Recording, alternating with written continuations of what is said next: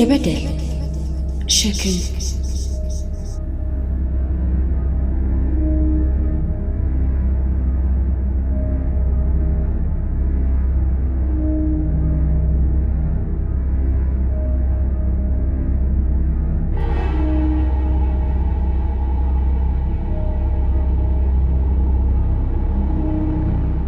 አዲሱ ትዳር በንዝንዝ ተጀምሯል። ነጋ ጠባ ጭቅጭቅ የሚሰሙት ጎረቤቶች የጥንዶቹን ጉዳይ የለመዱት ይመስላል። አባወራው ሚስቱን ከመሳደብ ባለፈ መደብደብና ማሰቃየቱን ቀጥሏል። ይህን የሚያዩ ብዙዎች ደግሞ በሚሆነው ሁሉ ያዝናሉ። ሰበብ ፈላጊው ሰው ባለቤቱን በየአጋጣሚው ለመወረፍ ጥቂት ምክንያት በቂው ነው። ሁሌ ጠብ ለማስነሳት ደግሞ ትንሿን ልጅ መነሻ ያደርጋል። ልጅቷ ከአባወራው አትወለድም። እንደ ዛሬው የጠብ ምክንያት ሳትሆን በፊት ግን በሱ ዘንድ የሚሰጣት ቦታ የተለየ ነበር። ይህ የሆነው ግን እናቷን አግብቶ ሚስቱ ከማድረጉ በፊት ነበር። ጥንዶቹ በአንድ ጎጆ ተጣምረው አብረው መኖር ሲጀምሩ ግን አባወራው ልጅቷ አስጠላችው። በሷ እያመሃኘ እናቲቱን ማሰቃየት ያዘ። እንጀራ አባት መሆኑ ሲገባው ደግሞ የሕፃንነት ለዛዋን ሰለቸ። በየሰበቡ እየተነኮሰ የሚያስከፋትና ያስለቅሳት ያዘ። ፍቅር የተነፈጋት ሕፃን የእሱን ፊት እያየች ማደር ልምዷ ሆነ። በመሳቀቅና በፍራቻ መሃል ሆና ልጅነቷን እንደዋዛ ገፋች። ቆጣሪ አንባቢው አባወራ የቤቱ የገቢ ምንጭ እሱ ብቻ መሆኑ ያበሳጨው ይመስላል። ሁሌም ሚስቱን ከነ ልጁ የመያዙ ጉዳይም እንዳብከነከነው ነው። ጠዋት ለስራ ወጥቶ ማታ ሲገባ በስካር ናውዞ ነውና የእናትና ልጅ ስቃይ አይቀሬ ይሆናል። እንዲያውም አንዳንዴ ስለት እያወጣ ሚስቱን ያስፈራራል። ባስ ባለ ጊዜ በጩቤው አካሏን እየወጋና እያቆሰለ ያሰቃያታል። ይህ ሁሉ ሲሆን ግን ዝምተኛዋ ሚስት ሚስጥሯን ለሌሎች አዋይታ አታውቅም። ከሕግ ፊት ቀርባም ለበደሏ ፍትህን አትጠይቅም። የፊቷን መበለዝና የዓይኖቿን ማበጥ አይተው ለሚጠይቋት ደግሞ ሁሌም ምላሿ አንድ ነው፣ በር መታኝ ማለት ብቻ። እንዲህ መሆኑ ደግሞ ለሁሉ አድራጊው ባል አመችቶታል። ሚስቱን እያሰቃየና የእንጀራ ልጁን እያሳቀቀ የመኖሩን እውነት ያለ አንዳች ከልካይ ቀጥሎበታል።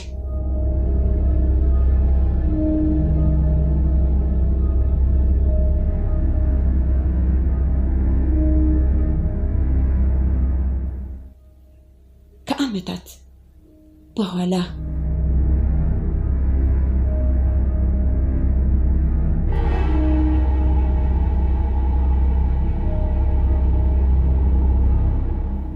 እነሆ ይህ ታሪክ ካለፈ ጥቂት ዓመታት ተቆጠሩ። አሁን የዛን ጊዜዋ ሕፃን በእድሜና በአካል ጎልብታ ክፉ ደጉን ለይታለች። የሁለቱ ባልና ሚስት ዳር እንደ ትላንቱ ሆኖ በልዩነት መጓዙን ቀጥሏል። ጭቅጭቅና ግልጽ የሚባል በደል ያልተለየው ጎጆ እያደር የቤተሰቡን ቁጥር ጨምሯል። በላይ በላዩ የተወለዱት ልጆችም የወላጆቻቸውን ማንነት ሊለዩ ተገደዋል። ልጆቹ የአባታቸውን ኃይለኝነት የእናታቸውን ዝምታና ትዕግስተኝነት ያውቁታል። ልጆቹ ሁሌም በአባታቸው ባህሪ እንደተፈተኑ ነው። ተናዳጁና ቁጣው አባወራ ለእነሱም ቢሆን ፊት አይሰጥም። ልጆቹ ከሌሎች በተለየ ስርዓት ይዘው እንዲያድጉ ይፈልጋል። ከፍቅር ይልቅ ዱላ፣ ከፈገግታ ይልቅ ክፉ ፊት ማየት የለመዱት ልጆችም በአባታቸው ስሜትና ፍላጎት ብቻ ተመርተው እንዲኖሩ ተፈርዶባቸዋል። የከፋ በደልና የአንድ ወገን አዛዥነት ባደላበት ጎጆ አሁንም ልጆች እየተወለዱ ነው። አንድ ሁለት እያለ ቁጥሩን ማበራከት የቀጠለው ቤተሰብ ታላቅን ከታናሽ እያስከተለ 11 ልጆችን አፍርቷል። አሁን የጥንዶቹ ትዳር በልጆች በረከት ታጅቧል። የቤተሰቡ ኑሮ ከቀድሞ በተለየ ተሻሽሏል። ዛሬም ግን ከዚህ ጎጆ ጣራ ስር የሚፈለገው ሰላም የለም። ያለፉት ዓመታትም በወይዘሯ ሕይወት ክፉ አሻራዎችን ስለማሳረፋቸው ልጆችን ጨምሮ አካባቢ ሁሉ ያውቃል። ሁለቱም ሁለት ጸጉር አውጥተው አንቱ መባል ቢጀምሩ ከ40 ዓመታት በላይ ያስቆጠረው ትዳር ግን ፍቅርን እንደተራበ ቀጥሏል። ዛሬም አባወራው ከሚስታቸው ሰላም አያድሩም።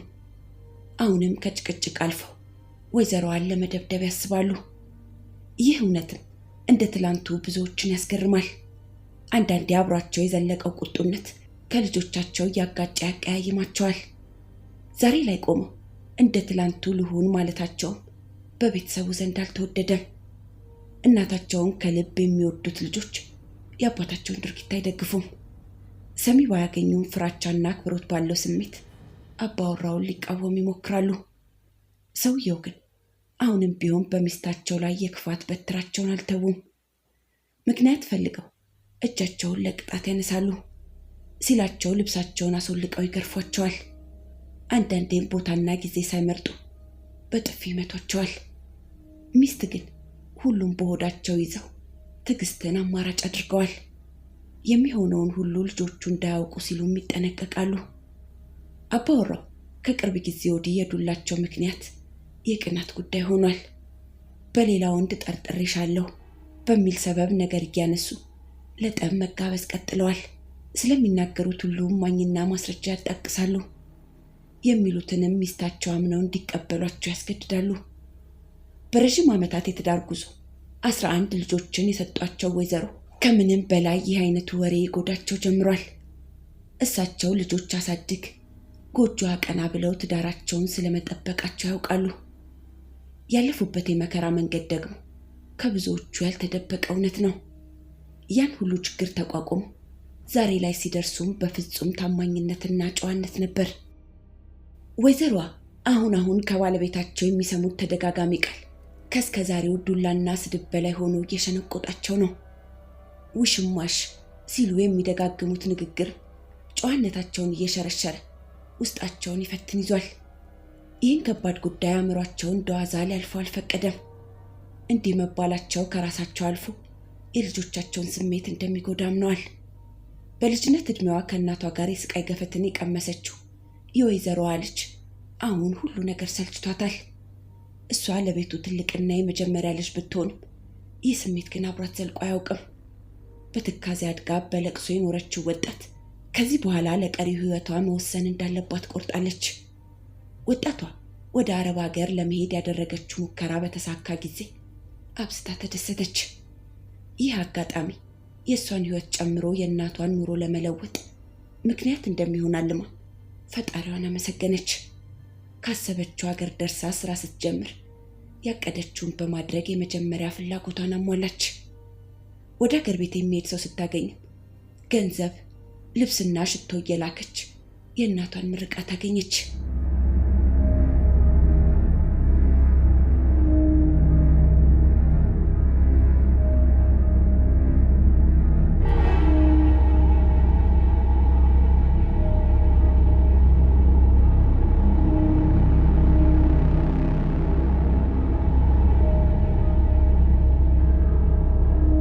ወጣቷ በሰው ሀገር ጠንክራ መስራቷን ቀጥላለች። ከአድማስ ማዶ ሆና የእናቷን ታሪክ የመለወጥ እቅዷ ከሷው ጋር ነው። ሁሌም ግን የእናቷ ኑሮና የእንጀራ አባቷ ድርጊት ሁሉ እያለ ያስጨንቃታል። የትላንቱን እያሰበች በትካዜ ውላ ታድራለች። ለስጦታ ለእናቷ የምትልከውን ልብስ እንጀራ አባቷ እየተቀበለ እንደሚቀድና እንደሚያቃጥልባት ሰምታለች። ለድርጊቱ አዲስ ባትሆንም ወሬውን የሰማችው ግን በተለየ ሐዘን ነበር። ወይዘሮዋ ከአባወራው የሚናፈስባቸውን ወሬ አሜን ብሎ የመቀበሉን ጉዳይ አላመኑበትም። ይህ አጋጣሚ ደግሞ ያለፉበትን የመከራ ሕይወት ሁሉ እያስታወሰ ከአንድ ውሳኔ ያደርሷቸዋል።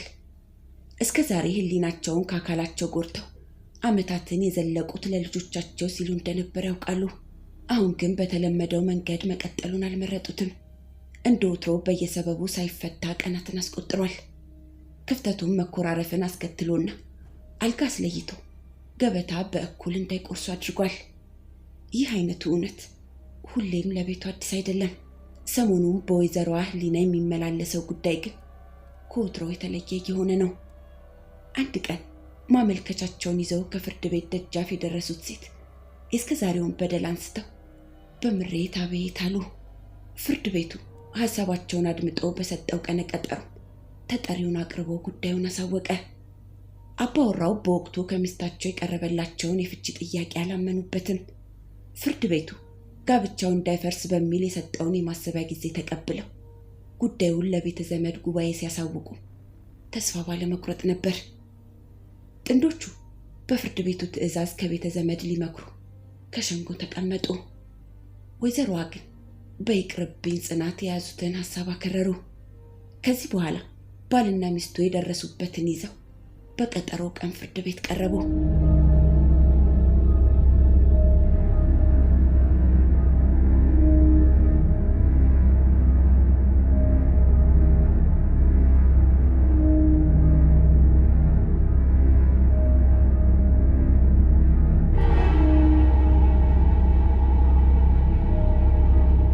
አሁን ዓመታትን የተጓዘው ትዳር ህልውና ተናግቷል። በፍርድ ቤቱና በወዳጅ ዘመድ ሽምግልና የተደረገው የእርቅ ሙከራም አልተሳካም። ፍርድ ቤቱ በሁለቱም ወገኖች ያለውን ሐሳብ አድምጦ በፍቹ ላይ ከመወሰኑ በፊት አባወራው ከቤት እንዲወጡና መኖሪያ እስኪያገኙ ወይዘሮዋ የአንድ ወር የቤት ኪራይ ወጪያቸውን እንዲሸፍኑ ሲል ትዕዛዙን አሳለፈ። ከዚህ በኋላ የባልና ሚስቱ መለያየት እውን ሆነ። እስከ ዛሬ የኖሩበት ቤት የግላቸው ባለመሆኑ ለንብረት ክፍፍል የሚያጨቃጭቃቸው ሰበብ አልነበረም።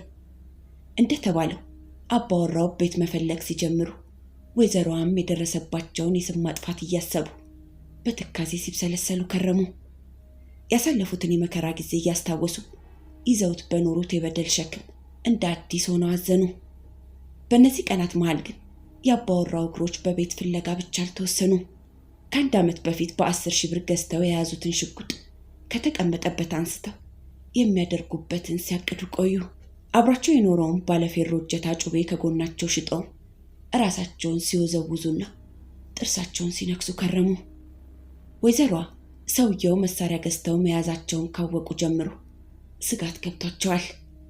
ይህን ለሚቀርቧቸው ሰዎች ባዋዩ ጊዜ በጎውን ብቻ እንዲያስቡ ይመክሯቸዋል። እሳቸው ግን የባላቸውን አብሮ የኖረ ጭካኔ እያስታወሱ ይጨነቃሉ። አንዳንዴ ደግሞ ከክፉ ሐሳባቸው መለስ ብለው መልካሙን ብቻ ይመኛሉ። የ11 ልጆች አባት እንዳደረጓቸው እያሰቡ ከእስከ ዛሬው የከፋ ድርጊት እንደማይፈጽሙባቸው ራሳቸውን ያሳምናሉ። አንድ ቀን አባወራው ወይዘሮዋ በግቢው ከሚነግዱበት ሱቅ ደርሰው ልብሳቸውን እንዲሰጧቸው ጠየቁ። ይህ አጋጣሚም በሁለቱ መሃል የቆየውን ቅሬታ ቆስቁሶ ክፉ ደግ አነጋገራቸው። ይሄኔ ሰውየው እንደተለመደው ዝተውና አስፈራርተው ከስፍራው ራቁ። ከዚህ በኋላ የ66 ዓመቱ ሰው ሲያባብሉት የቆዩት የበቀል ስሜት አገረሸባቸው።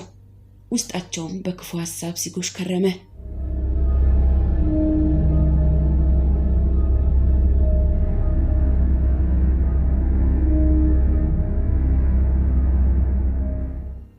የካቲት 6 ቀን 2007 ዓ.ም ምሽት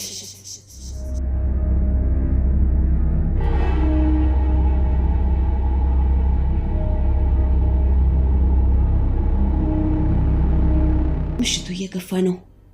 ሁሌም ሰዓቱ ደርሶ የግቢው ሱቅ እስኪዘጋ ወይዘሮዋ ከስፍራው አረፍ ብለው ደንበኞቻቸውን ያስተናግዳሉ።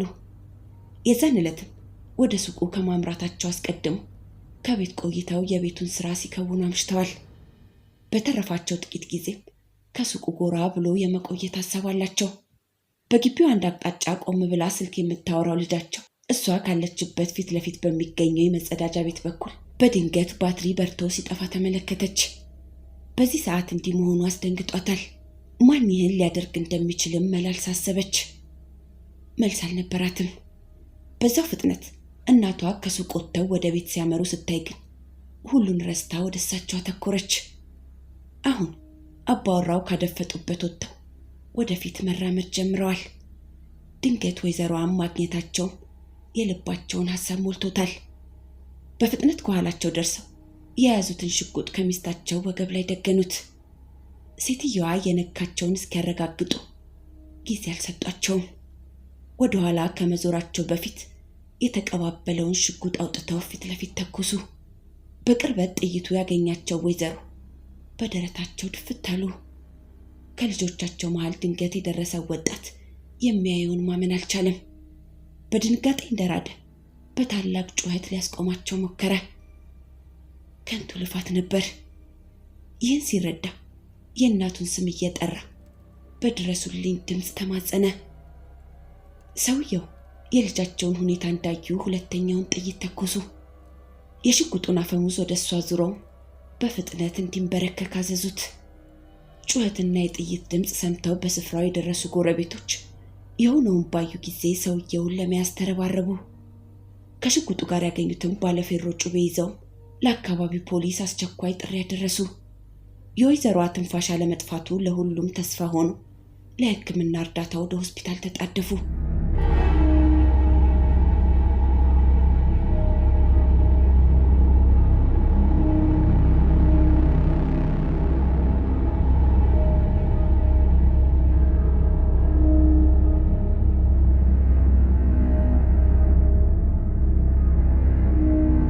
ፖሊስ አዲስ ከተማ ክፍለ ከተማ ልዩ ስሙ ፊናንስ ተብሎ ከሚጠራው አካባቢ ሲደርስ ጥቃት አድራሹን በቁጥጥር ስር አውሎ የዓይን እማኞችን ለጥያቄ ፈለገ። የዛን ምሽት ክፉ አጋጣሚ ለመላው ቤተሰብና ለአካባቢው ነዋሪዎች የማይረሳ ሆኖ ሰነበተ። ፖሊስ አባወራውን በቁጥጥር ስር አውሎ እውነታውን መመርመር ጀመረ። በፖሊስ መዝገብ ቁጥር 906/04 የተከፈተው ፋይል የተጠርጣሪው ቃል አንድ በአንድ ተመዘገበበት። ክሱን የሚመረምረው ዋና ሳጅን ሲሳይ ተሾመ ከአካባቢው ከመላው ቤተሰብና ከግለሰቡ ያገኛቸውን መረጃዎች ሰንዶ በማስረጃነት አሰፈረ። በዕለቱ ወንጀል የተፈጸመበት ኢፒ 1450/80 ቱርክ ሰራሽ ሽጉጥም ከመሰል ጥይቶቹና ካርታው ጋር በኤግዚቢትነት ተመዘገበ። ባለፌሮ ጩቤም ለተጨማሪ ማሳያ በማስረጃነት ተያያዘ።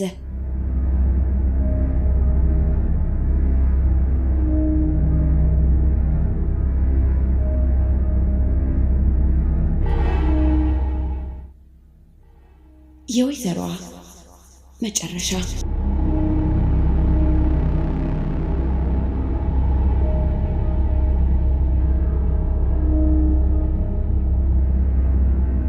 ዓመታትን በትዳር ተጋርተው 11 ልጆችን ከሰጧቸው ባለቤታቸው የጥይት አሩር ያረፈባቸው ወይዘሮ ሕይወት ተርፏል። ቁስልና የከፋውን ስቃይ መቋቋም ያቃታቸው ወይዘሮ ከመቼውም በላይ ተዳክመዋል። ሁሌም ዙሪያቸውን ከበው የሚላቀሱት ልጆቻቸው ተስፋ እየቆረጡ ነው። አንድ ቀን ግን ይህ ሁሉ ስቃይና የልጆቿ አጉል ተስፋ በድንገት ተቋረጠ። እናት መትረፍን እንደተመኙና ዓይናቸው እንደተንከራተተ እስትንፋሳቸው ቀጥ አለ። ለዓመታት የበደል ሸክምን ያዘለው አካል አሁን ከድካሙ ሊያርፍ ግድ ብሏል።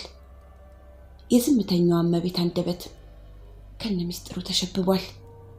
መከራና ስቃይ አስተናጋጁ አካል ለአንዴና ለመጨረሻ ጊዜ እረፍትን ሽቶ ዓለምን ተሰናብቷል።